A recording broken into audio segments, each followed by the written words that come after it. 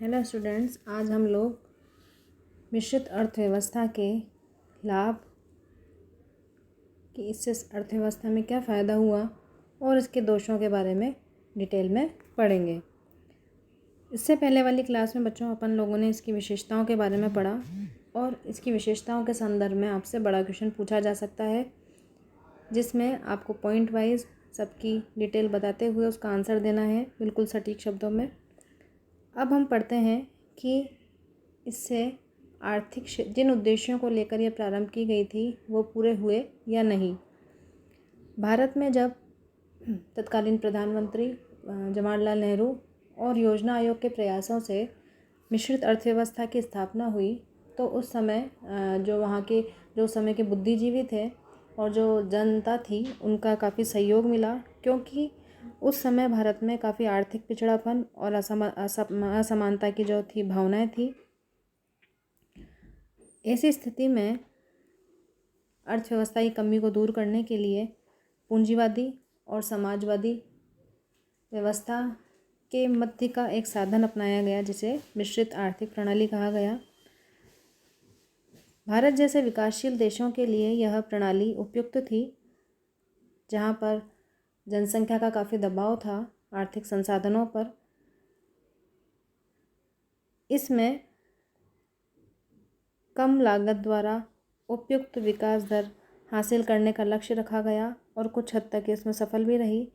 इस व्यवस्था का उद्देश्य पूर्णतः राष्ट्रीय रहा और बुनियादी क्षेत्र में पूर्णतः इसमें सरकारी नियंत्रण रखा गया तथा जो राष्ट्रीय महत्व के उपक्रम थे उनको राष्ट्रीयकृत करके उन पर सरकार का नियंत्रण रखा गया और निजी क्षेत्र को भी विकास करने का पूरा अवसर दिया गया। इस तरह से दोनों के मध्य क्या किया गया, समन्वय की स्थापना करते हुए आगे बढ़ने का इनको मौका दिया गया। इस अर्थव्यवस्था में पूंजीवाद को पूर्णतः समाप्त नहीं किया गया, बल्कि उस पर नियमों कानूनों के द्वारा कई प्रकार से नियंत्रण और संतुलन स्थापित किया गया, ताकि एकाधिकार की प्रवृत्ति जो थी वो बढ़ न सके। इसके बाद उदारीकरण का एक नया सिद्धांत आया, जिसके माध्यम से मिश्रित अर्थव्यवस्था में सुधार किए गए। तो इस तरह से बच्चों, स्वतंत्रता के बाद भारत की अर्थव्यवस्था को सुधारने में मिश्रित अर्थव्यवस्था का काफ़ी योगदान रहा। अगर हम पॉइंट वाइज देखें तो इसके जो प्रमुख लाभ हैं वो हैं आर्थिक विकास की तीव्र गति हुई है भारत में, आर्थिक शक्ति के केंद्रीकरण और एकाधिकार पर मिश्रित अर्थव्यवस्था के माध्यम से रोक लगाई गई है, क्योंकि निजी क्षेत्र पर नियंत्रण स्थापित किया गया है। इसमें स्वतंत्रता की भावना है। इसके द्वारा सामाजिक कल्याण में वृद्धि की गई है, आर्थिक विषमताओं में कमी आई है, औद्योगिक क्षेत्र को सामाजिक सुरक्षा की भावना इसमें दी गई है। इस अर्थव्यवस्था में मानव संसाधनों का अनुकूलतम प्रयोग हुआ है। तो इस तरह से हम देखें तो देश के संतुलित एवं तीव्र विकास के लिए आवश्यक है कि इस व्यवस्था को ही अपनाया जाए और इसमें जो कुछ कमियां हैं उनको दूर करते हुए देश के आर्थिक विकास की गति को तीव्र किया जा सके। ये हो गए इसके लाभ। अब हम पढ़ेंगे मिश्रित अर्थव्यवस्था के क्या दोष रहे, इसमें क्या कमी है। कमी की बात की जाए तो